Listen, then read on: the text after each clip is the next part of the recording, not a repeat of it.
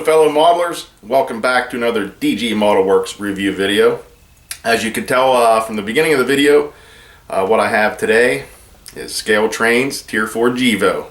HO scale, rivet counter with ESU Loke sound, and this is the Norfolk Southern version. So without further ado, let's get started on my take of this locomotive.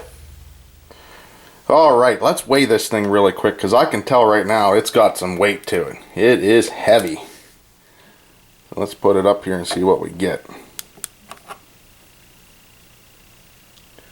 I have 25.9 ounces, almost 26 ounces. So wherever you guys live, if you don't use ounces, please convert that on your own. But there you go, 25.9 ounces. Alright, since you already saw some of the operations and sounds of this locomotive, how about we start out by just giving a closer look at this thing and going over it. This is a really good looking locomotive. I'm telling you, it's pretty impressive looking. I will give Scaletrains that. Nicely done overall. But let's go over it and see what we see. As you would expect, a lot of separately applied parts, you know, your grab irons and everything like that. That's pretty standard on any higher end locomotive now, or higher end model. We do have some extra hoses and stuff down here that you don't normally see on certain manufacturers. This does have Scaletrains proprietary coupler, which actually looks a lot more realistic than say a KD or anything like that. I have yet to actually use these in operation yet, so I can't really speak to that, but they do look nice. Overall, I mean, nicely done on the paint with the railings and everything. Now there is something I want to point out. The railings here that go up and attach to the cab, they actually aren't painted, they're molded yellow. And if you, if you look at it, you can tell that in person by looking at it. The yellow is not quite the same shade as the painted rails and the painted steps, such like that. It doesn't stand out too bad, but I noticed it. So just something to keep in mind. Something else I would like to point out, if you can see through the window there, you do see the camera there inside the cab. If I can get the glare off of it. And this does have a full cab interior. There are no crew members inside it though. Move around here to the side. It does look like the windows have a real light tint to it. A light tint. Not real dark or real noticeable, but it does look like it. Move around to the side here quick. One thing to note, the sunshades on these locomotives are already applied from the factory, so you do not have to do that when you receive this. Also, moving down to the trucks, these do have rolling bearing caps, and in the pack or in the box when you receive this, they do provide extra of these. I assume in case one falls off or you lose it. Here's a shot of the fuel tank area. Give you a good glimpse of all that. As we move further back here, we got some things to cover on this shot here. We'll start up top. These grills up here are see-through, and you can see all the way through to the other side. And as you notice, you'll actually see some fan housing detail in there. So that's really cool. Something you don't normally see. Well, there's something you don't normally see too. I'm missing a grill. Looks like I'm missing a piece. Yep, well, that's interesting. Alright, well, I guess we'll continue with the review. Moving down, nice truck detail here. One thing I will point out, the chain here. Now that is not real chain. That's molded on plastic, or a molded piece of plastic, and it is in two parts. So we got a piece right here that's on the truck, It comes up and it ends right there, and then here's the piece for the top piece that's mounted to the body of the locomotive. And like I said, that's not real chain, that's just a molded piece of plastic. I think Scaletrains' reason for that is to make it easier to remove the shell without having to undo a chain off of it, and you know, make it a little bit more difficult. So all you have to do is remove the two coupler pockets on this and lift the shell off. You don't have to fiddle with any chain. It's up to you. I mean, that's kind of a trade-off, whether you like the look of the real chain or whether you like the ease of access to the locomotive. I personally like the look of the real chain, but it's not too bad. I mean, the detail's still there. It looks all right. That don't look all right. But anyways, let's move on. As we get to the back, yeah, again, the same type of things you would find normally. A lot of separately applied parts like the grab irons. You got MU hoses and everything like that. Again, there is this extra hose here. I'll be honest, I'm not exactly sure what that would be used for, but it is something extra that you don't normally see on any other manufacturer. So just pointing that out. As we jump to the other side quick, there's really not a whole lot of extra to cover on the other side, but maybe some extra piping detail that will show up. But I wanted to point out how nice the paint is, the yellow striping paint is on the end of the steps, and even on the hand railings. There are a couple little pieces of flashing here and there, but that's something that you pretty much find on every manufacturer. But I really like how nice and clean these are painted on. Some other manufacturers that I've received in the past, it's kind of a sloppy look, but they did a good job with this. And again, just some more shots of underbody detail. Really nice. Truck detail is really nice.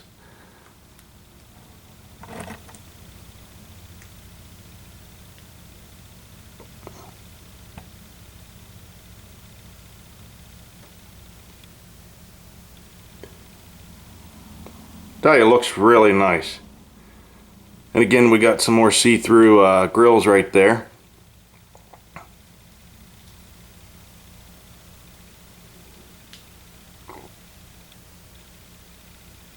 There's another shot of the see-through grills up top. Alright, let's quickly skim down through the top. Nice PTC antenna array. I like it. I think they did a good job on it. This little antenna looks like it might be on crooked. This one here, this Sinclair antenna here, is a little bit boogered up. It also looks loose. Yes, it is. Well, it's boogered up and loose. But overall, as far as the look of it, I do like that. And molded on lift rings, which is pretty standard there, and that's nothing to get concerned about. We do have some separately applied grab irons there. Move further back, again more molded on detail, which is pretty standard. Now we do get to the exhaust stack. I have yet to see Tier 4 Gevo from the top, whether in person or a picture of one. So I'm going to go by Scaletrains information here. First of all, it is an open exhaust to the inside, but if you notice, this back corner here is curved different than the other three corners. That is supposed to be prototypical. Again, I need to take Scaletrains' word on that because I have not seen one of these in person from the top. So, see if I can get in a little bit closer. It has a different angle on this one corner, and that's supposed to be prototypical. And move back further to the grill detail. Again, nicely done there. And I do believe these are actual separate grill pieces over top of maybe molded on grill detail, so that really makes it pop. Looks nice.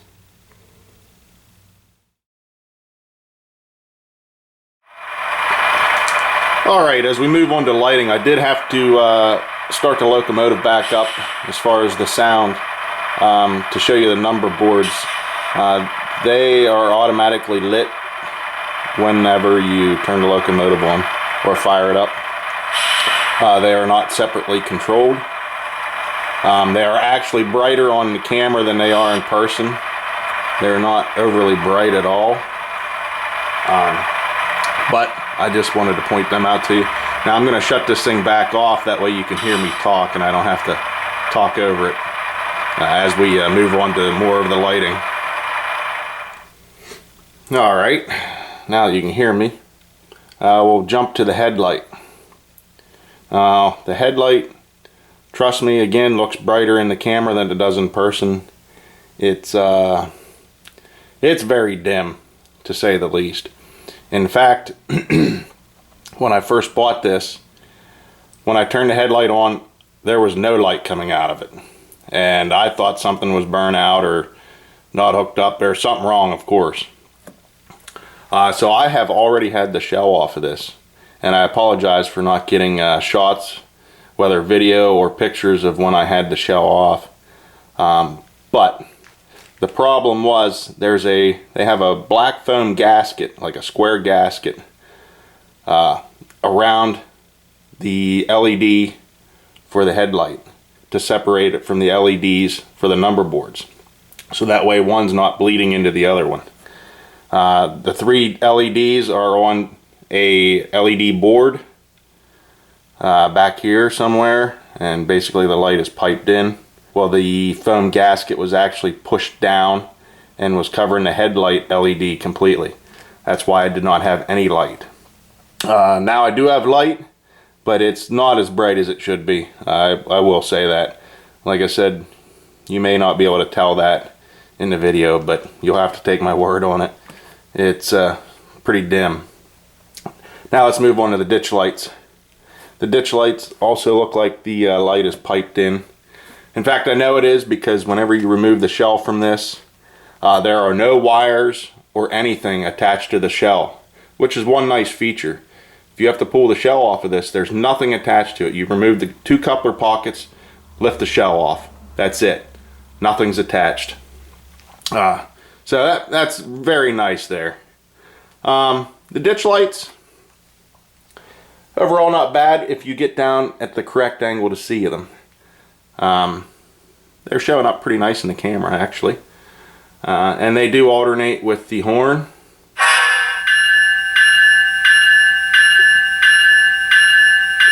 I'm not overall happy with the alternating function with that. What I mean by that is when they are alternating, a lot of times it doesn't seem to appear, like it's not very obvious that they're alternating. It does show up better in the camera. And again, I keep saying that, but it is true. I wish they'd be a little bit more noticeable when they're alternating. Stand out a little bit more, but they do alternate. Alright, let's move around to the rear here. Now, turn the light on in the back. That is substantially brighter than the front. In fact, it looks too bright in the camera now, but actually in person it's very nice. It's probably what it should be, and there is a very slight light bleed around the housing at the top. Very slight. I mean, almost non-noticeable, but I do see it as I'm standing here. You guys probably can't see it because of how bright it's showing up on the camera. And then we got the ditch lights, and again they do alternate.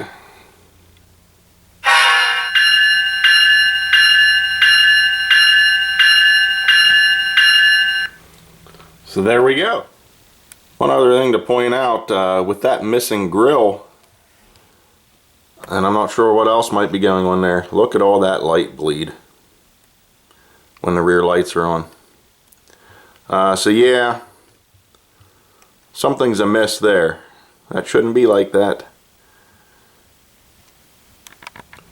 Alright, before we head into finishing up with some sounds, I do want to point out some glue globs there I noticed between the long hood and the walkway. Some right there too. They're not real noticeable, so that's definitely not a deal breaker for me. There are some on the other side too, in the same location. Alright, before I turn the sound back on, I figured I'd give you some quiet running of this. There is some slight motor hum, but as far as smoothness, this thing is very smooth. I have not discovered any jerkiness or anything like that, so this thing runs really nice.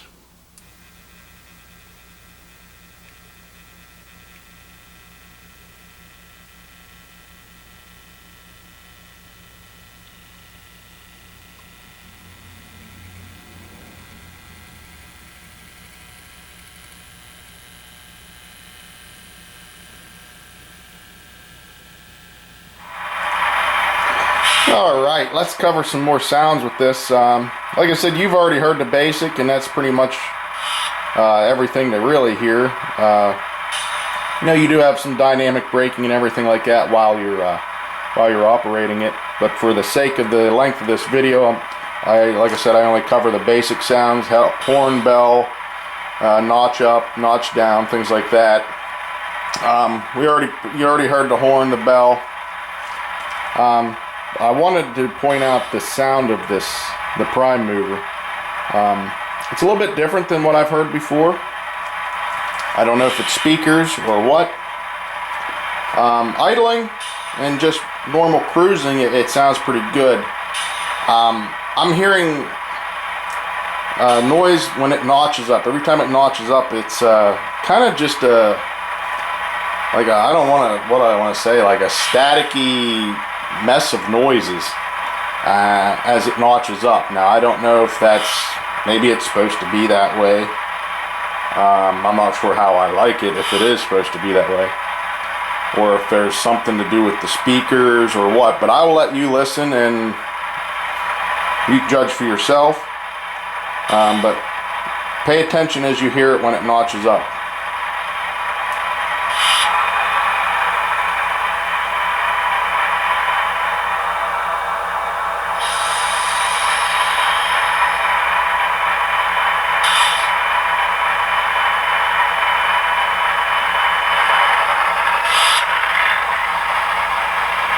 There was one.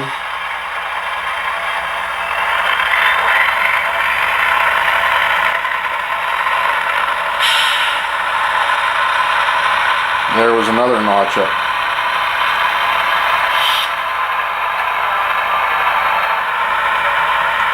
I'll do that again for you here.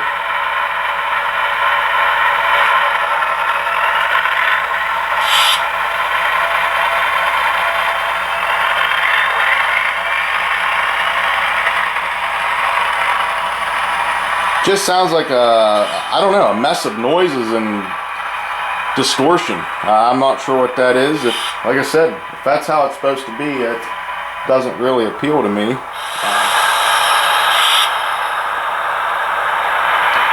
It's got a very nice slow speed control.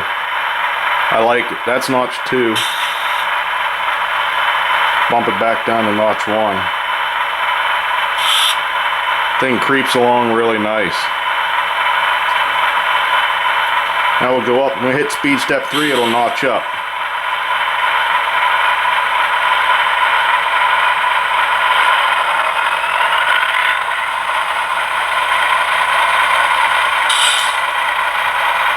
Then we'll notch up again when we hit speed step 5.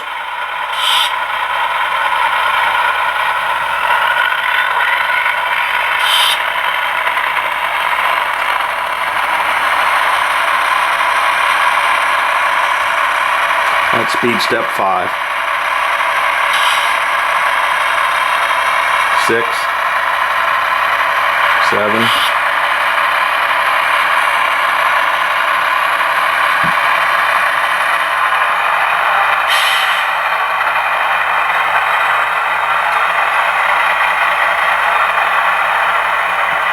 Bring that back.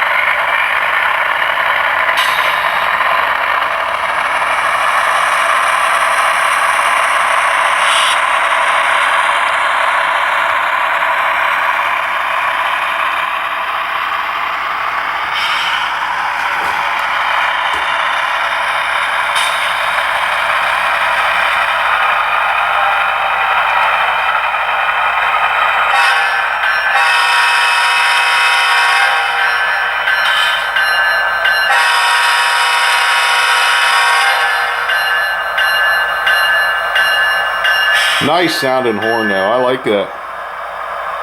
And this is supposed to come with the correct horn and bell already programmed into it. And also, this comes with ESU's power pack, which is basically a current keeper, or you know, so you have a good couple seconds if you pull it from the track before it goes dead. I'll show you that right now.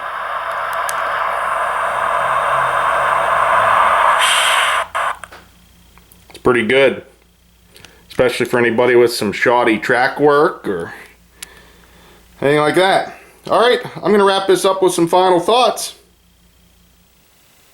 Well, there you have it. That's my review of Scaletrains' new HO scale Tier 4 Gevo, featuring Loc sound and full throttle. Let's cover some of my final thoughts. After watching the video, of course, you could see there are some good things and some bad things. Good things, it's heavy, so it ought to pull really great. I don't have a digital pull meter, but there are other guys out there that do review videos and everything that do have those and do cover that. So I'm sure that's something you will see or have seen already. As far as the running, it's nice smooth running. Pretty quiet. I have no complaints there. I mean, it's nice. I don't notice any jerkiness or anything like that.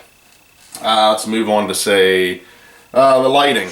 There could be some lighting improvements in my opinion. Definitely lighting improvements. The details, overall the details are fantastic, minus a couple issues that I pointed out, the Sinclair antenna, the glue globs, but the main thing is that missing grill. That kind of sucks. I'll be blunt with you. So that's not cool, which obviously in turn leads a lot of light bleed. The sound, I'm a little back and forth in that. I don't know what I'm hearing, whether I'm supposed to be hearing that. It just sounds like a lot of distortion to me. I'm not into that. And I know that's not the volume's too loud, because I know sound comes across in the camera a lot louder than it is in person, so just take note of that. But it's not overly loud. So I don't know if it's a speaker issue, or if, like I said, if that's how they all sound, or that's how they're supposed to sound, coming like that from the factory. I don't know. I don't think it has a very great sound to it when it notches up. Other than that, it sounds awesome. It has a nice bassy sound to it. I can't complain about that part of it. It's just the notching up sounds. Something's not, I don't know. It's something I haven't heard before. But anyways, guys, as you know, that's just my take. All right, take care, guys. I'll see you next time.